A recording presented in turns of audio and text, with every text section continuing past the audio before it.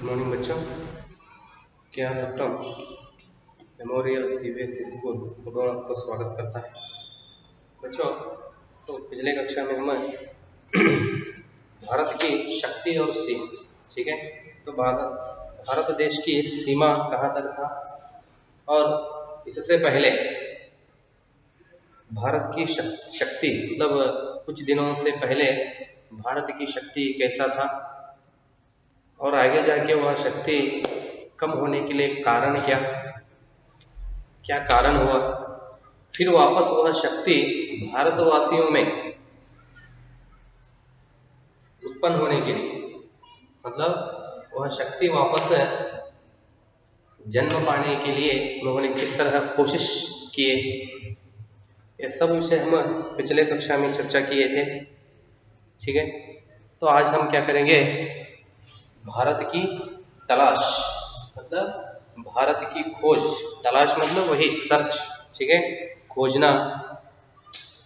किताब पे आपका कौन सा है, भारत की खोज। आइए बच्चे देखेंगे इस भारत की खोज या तलाश कैसे हुई। नेहरू जी हमें किस विषय के बारे में समझाने के लिए कोशिश कर रहे हैं। पुस्तकों, प्राचीन स्मारकों और विगत सांस्कृतिक उपलब्धियों ने मुझ में एक हद तक भारत की समझ तो पैदा की, लेकिन मुझे उससे संतोष नहीं हुआ। क्या कहते हैं उन्होंने, नेहरू जी, यह भारत देश की खोज में मैं कोशिश कर रहा था, प्रयत्न कर रहा था। उस समय पुस्तकों, प्राचीन स्मारकों, अब इतिहास पढ़ते हैं ना, अब किस स्थल के बारे में या किस विषय के बारे में हम समझना हो तो क्या करते हैं, उस इतिहास पढ़ते हैं उसको।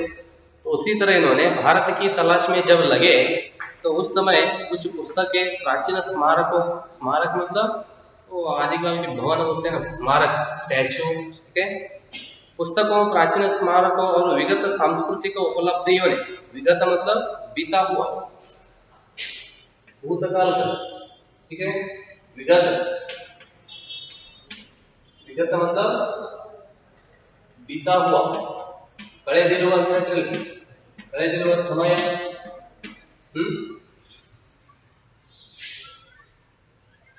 विगत सांस्कृतिक मतलब पीछे बीता हुआ संस्कृति के बारे में, संस्कृति में अनेक उपलब्धियों ने मुझ में एक हद तक भारत की समझ तो पैदा की। यह सब पुस्तकें पढ़कर देखें और बीता हुआ समय, भूतकाल के बारे में उन्होंने उसमें वह समय परिवर्तन सिर्फ पुनरावर्तन करके देख लिए। अनेक विषय के बारे में उन्होंने समझ लिए, लेकिन वह पूरा विषय नेहरू जी को एक हद तक मतलब एक बॉर्डर तक ले गया। भारत की समझ तो पैदा की, भारत के बारे में, भारत की खोज में उन्होंने लगे थे, वह एक हद तक मतलब एक बॉर्डर तक ले गया, लेकिन वह उनको संतोष ही नहीं, मतलब पूरी तरह से उनका मन समझ नहीं समझ ले, ठीक है। उस विषय के बारे में पूरी तरह उनका मन संतोष नहीं हुआ, न ही मुझे वह उत्तर मिला जिसकी मैं तलाश कर रहा था, ठीक है। जिस विषय के बारे में उन्होंने तलाश कर रहे थे उसका उत्तर पूर्ण रूप से उनको नहीं मिला। वर्तमान मेरे लिए और मुझ जैसे बहुत से और लोगों के लिए मध्ययुगीनता, भयंकर गरीबी एवं दुर्गति और मध्य वर्ग के कुछ सतही आधुनिकता का विचित्र मिश्रण है। देखो, सतही इसका मतलब विचारहीन,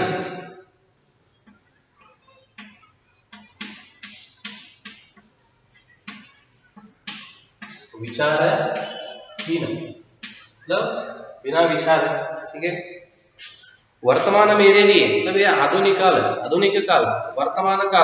वर्तमान काल नेहरू जी के लिए और मुझ जैसे बहुत से और लोगों के लिए, जिस तरह इन्होंने किस विषय के तलाश में लगे थे, नेहरू जी के तरह अनेक दूसरे लोग, महान लोगों के लिए, बहुत से और लोगों के लिए मध्ययुगीनता,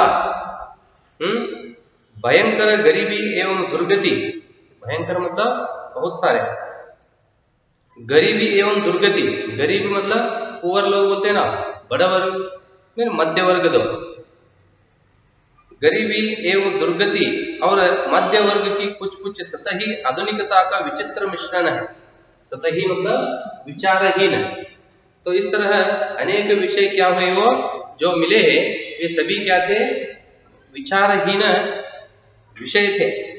आधुनिकता का विचित्र मिश्रण, विचारहीन साथ में आधुनिकता का विचित्र मिश्रण है। मैं अपने वर्ग और अपनी किस्म के लोगों का प्रशंसक नहीं था। नेहरू जी कहते हैं, मैं मतलब नेहरू जी क्या कहते हैं, उन्होंने अपने वर्ग मतलब समान उम्र वाले, ठीक है, अपने वर्ग और अपनी किस्म के लोगों का, किस्म मतलब जाति का,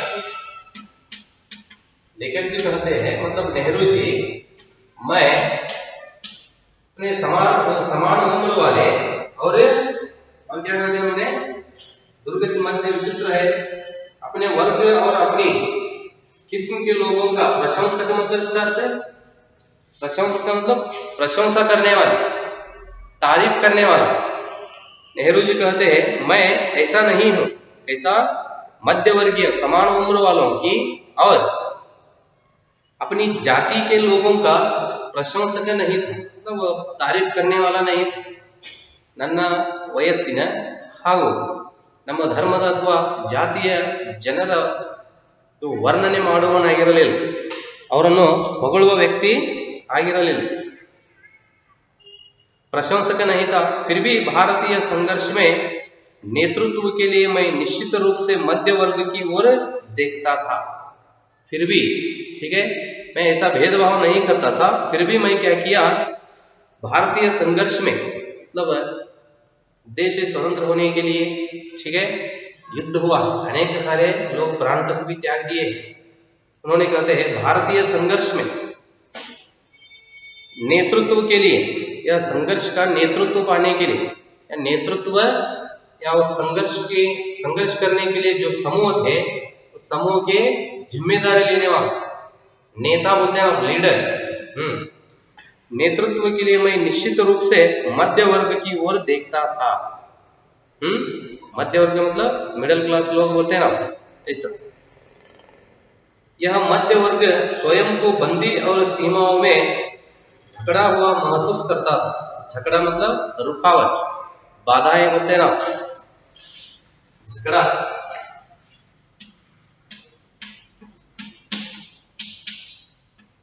रुकावट, ठीक है। वे मध्य वर्ग के बारे में जरा हमें क्या करते हैं, जिस तरह उन्होंने मध्य वर्ग के बारे में नेहरू जी के मन में कैसा एक भाव था, विचार, क्या कहते हैं उन्होंने, यह मध्य वर्ग स्वयं को बंदी और सीमाओं में झगड़ा हुआ महसूस करता था। महसूस होना मतलब ऐसा अनुभव होना, बंदी और सीमाओं में रुकावट हुआ ऐसा महसूस करता था। मैं खुद तरक्की और विकास करना चाहता था। ये लोग अपने आप को कैसा समझते थे, हम बंदी हुए हैं, सीमाओं में झगड़ा हुआ महसूस करता था। बंदी होकर हमारे सीमाओं में हम क्या, हमारी सीमा हमें क्या दिया है, रुकावट दिया। तो ऐसा वे लोग उसमें बंदी हुए हैं समझकर चुपचाप है, ठीक है। ऐसा महसूस किसे होता था, नेहरू जी। नेहरू जी वह देखकर तो उसके बारे में सोचने लगे। क्या सोचते, यह मध्य वर्ग स्वयं को बंदी और सीमाओं में झगड़ा हुआ महसूस करता था और खुद तरक्की और विकास करना चाहता। तरक्की मतलब सुधार होना, सुधारना, तरक्की, सुधार, ठीक है। और वे खुद मतलब अपने आप सुधार की और विकास करना चाहता था। अंग्रेजी शासन के ढांचे के भीतर ऐसा न कर पाने के कारण उसके भीतर विद्रोह की चेतना पनपी। देख लो, अंग्रेजी शासन के ढांचे के, ढांचा मतलब आकृति या आकर बोलते हैं ना, आकर, आकार, अंग्रेजी शासन, तो अंग्रेजी लोग क्या करते थे, भारत देश पर शासन करते थे। अंग्रेजी शासन के ढांचे के भीतर मतलब अंदर ऐसा न कर पाने के कारण उसके भीतर विद्रोह की चेतना पनपी। विद्रोह मतलब क्रांति। अंग्रेजी शासन के विरुद्ध उन लोगों के मन में क्रांति करने का वह भाव अभिवृद्धि हुआ, मतलब उत्पन्न हुआ। विद्रोह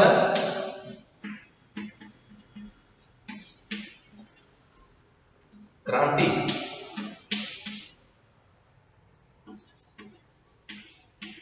पनपी मतलब अभिवृद्धि, अभिवृद्धि होना मतलब उन्नति पाना। अंग्रेजी शासन के विरुद्ध इन लोगों के मन में क्या हुआ, क्रांति करने का भाव, मतलब युद्ध करने का भाव क्या हो गया, उन्नति हुआ, मतलब अभिवृद्धि पाया। लेकिन यह चेतना उस ढांचे के खिलाफ नहीं जाती थी। लेकिन यह चेतना मतलब मन में आया हुआ एक प्रोत्साहन बोलते हैं ना, खुशी, ठीक है, वह कार्य मैं करता हूं, मैं कर सकता हूं, ऐसा एक भाव उत्पन्न होना। लेकिन यह चेतना मतलब यह आकार या यह ढांचे के खिलाफ नहीं जाती थी जिसने हमें रौंद दिया था। रौंदना मतलब पैरों से कुचलना।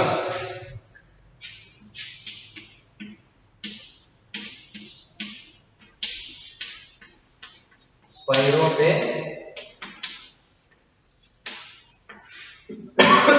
ಕುಚಲನ या पैरों से दबाना। ಮೆಟ್ಟಿ ನಿಲ್ಲುವುದು ಅಂತ ಹೇಳ್ತಾರೆ। ಮೆಟ್ಟಿ ನಿಲ್ಲುವುದು ಅಂತಂದ್ರೆ इसका अर्थ ತುಳಿಯುವುದು, दबाना, ऐसा। यह चेतना यह उस ढांचे के खिलाफ नहीं था, मतलब किसके खिलाफ, जिसने हमें रौंद दिया, मतलब जिसने हमें पैरों के नीचे कुचला दिए हैं, उनके खिलाफ नहीं था। ये उस ढांचे को बनाए रखना चाहते थे और अंग्रेजों को हटाकर उसका संचालन करना चाहते थे। ठीक है, क्या कहते हैं, उस ढांचे को बनाए रखना चाहते थे, ऐसा एक आकार को, मतलब जो लोग हमें पैरों के नीचे कुचला दिए उनके खिलाफ यह एक ढांचे उन्होंने बनाए रखना चाहता था। ऐसा वह एक चक्र, एक नियम बनाकर हम तैयार करना चाहते थे और अंग्रेजों को हटाकर उसका संचालन करना चाहते थे। इस देश से उन लोगों को बाहर हटाकर, मतलब अंग्रेजों को इस देश से बाहर हटाकर संचालन करना चाहते थे। ये मध्य वर्ग के लोग इस हद तक इस ढांचे की पैदाइश थे कि उसे चुनौती देना या उसे उखाड़ फेंकना का प्रयास करना इसके बस की बात नहीं थी। देखो, ये मध्यवर्गीय लोग इस तरह मन में अनेक भावनाएं उत्पन्न होते थे उन लोगों के बीच में, मन में, कौन से, अंग्रेजी शासन को हमारे देश से क्या करना है, उखाड़ देना है, मतलब उखाड़ फेंकना है, उखाड़ देना है। उखाड़ना मतलब अंग्रेज ಬ್ರಿಟಿಷರ ಶಾಸನವನ್ನ ನಮ್ಮ ದೇಶದಿಂದ ಅವರನ್ನ ಏನು ಮಾಡೋದು, ಅವರ ಶಾಸನವನ್ನ ಕಿತ್ತೊಗೆಯುವುದು, उखाड़ देना। पेड़, अब छोटे छोटे पेड़ उखाड़ देना, ಗಿಡಗಳನ್ನ ಕೀಳುವುದು ಅಂತಿರಲ್ಲ, ಕಿತ್ತೊಗೆಯುವುದು ಅವರ ಶಾಸನವನ್ನ। तो इसका अर्थ एक ही होता है कि उन लोगों को हमारे देश से बाहर भगाना। पैदाइश मतलब जन्म पाना, पैदा होना बोलते हैं ना, पैदाइश मतलब जन्म पाना।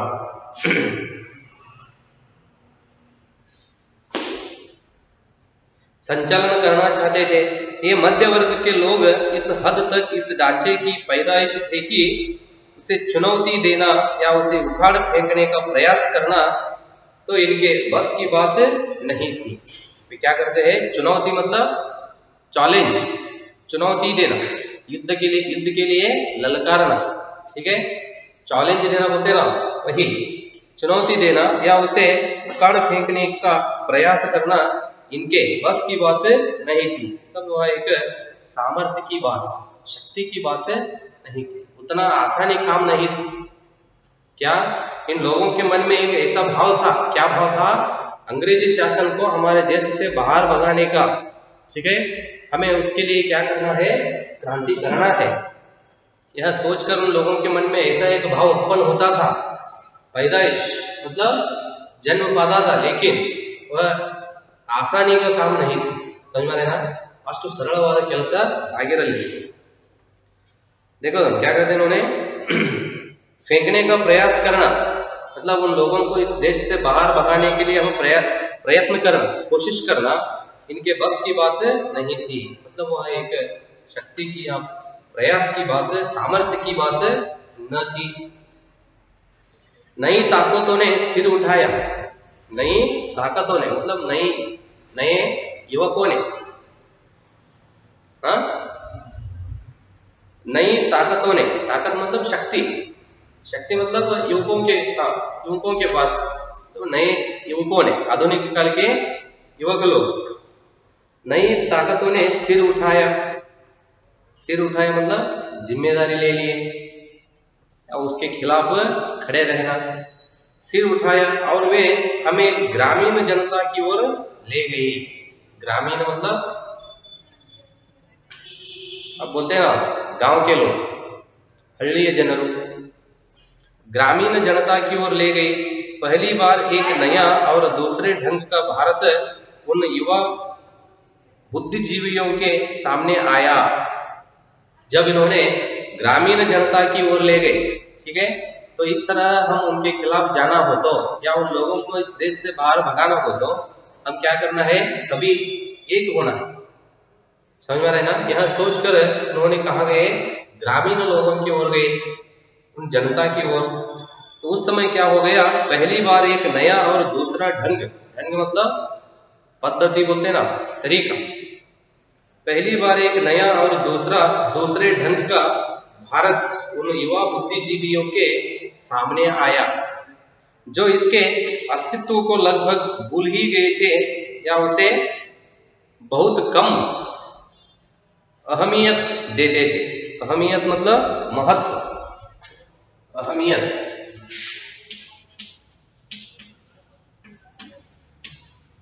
अहमियत मतलब महत्व।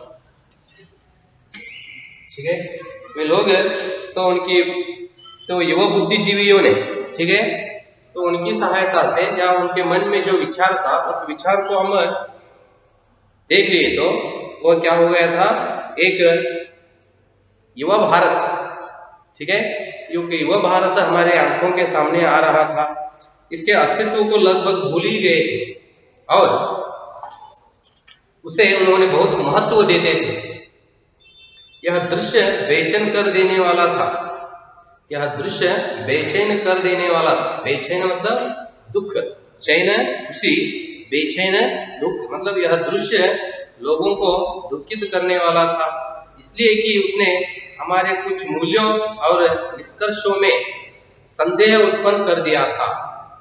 वह एक विषय उन लोगों को, या वह दृश्य उन लोगों को दुखित करने वाला था, इसलिए कि उसने हमारे कुछ मूल्यों और निष्कर्षों में संदेह उत्पन्न कर दिया था। निष्कर्ष मतलब निर्धार, फैसला करना। निष्कर्ष मतलब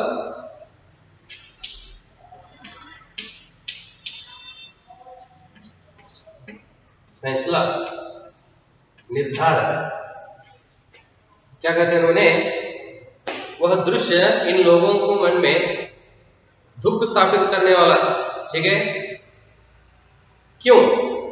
उसने हमारे कुछ मूल्यों और निष्कर्षों में संदेह उत्पन्न कर दिया था, और दृश्य इन लोगों के बीच में संदेह पैदा होने के लिए, ठीक है, या इन जो निर्णय लिए थे, इन्होंने क्या निर्धार किए थे, खुद उनके बातों पर या उनके निर्धारों पर उन लोगों को क्या होने लगा? संदेह होने लगा। ठीक है, उत्पन्न कर दिया था। तब हमने भारत के वास्तविक रूप की तलाश शुरू की। भारत की वास्तविक रूप की तलाश शुरू की। तलाश मतलब सर्च में लग गए उन्होंने। इससे हमारे भीतर इसकी समझ और द्वंद्व दोनों ही पैदा हुए। तो जब उन्होंने भारत की तलाश में लगे या खोज में लगे, उस समय क्या हुआ, इससे हमारे भीतर मतलब नेहरू जी और भारतवासियों के भीतर क्या हो गया, इसकी समझ और द्वंद्व, भारत के बारे में उन्होंने समझने लगे और बीच में क्या होने लगे, द्वंद्व मतलब युद्ध।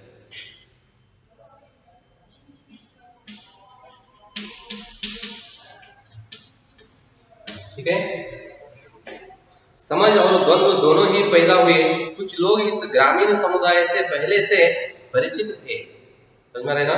कुछ लोग ग्रामीण समुदाय को पहले ही परिचित मतलब समझते थे, इसलिए उन्हें कोई नया उत्तेजक अनुभव नहीं हुआ।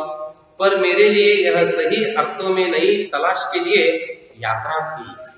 ठीक है, तो लेखक जी को जब उन्होंने ग्रामीण लोगों के पास गए, कुछ लोगों को यह ग्रामीण प्रदेशों के बारे में और ग्रामीण लोगों के बारे में पहले ही उनको परिचित थे, मतलब ये लोगों को जानते थे। लेकिन नेहरू जी को ये क्या था, एक नया रास्ता था। ठीक है, इससे पहले इस तरह उन्होंने कभी भी नहीं सोचे थे, मतलब उन लोगों के भाव या उनका स्वभाव के बारे में वे कभी भी नहीं सोचे और नहीं देखे। ठीक है बच्चों, यहाँ तक हम क्या किए, भारत की तलाश मतलब भारत को अंग्रेजों के शासन से मुक्त करने के लिए लोग जिस तरह परिश्रम किए हैं, ठीक है, उन्होंने कौन कौन से रास्ता अपनाए हैं, यह सब विषय बहुत रोचक है। ठीक है, तो अभी आगे विषय बाकी है बच्चों, तो आगे का विषय हम अगले कक्षा में देखेंगे। धन्यवाद।